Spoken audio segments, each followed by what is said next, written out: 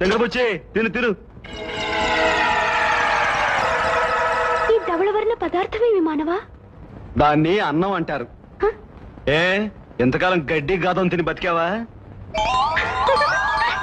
ఇదేమి మానవా? అది వంకాయ. దీనిని ఏమి చేయవలయను? దాన్ని నోట్లో పెట్టుకుని కొరుకు.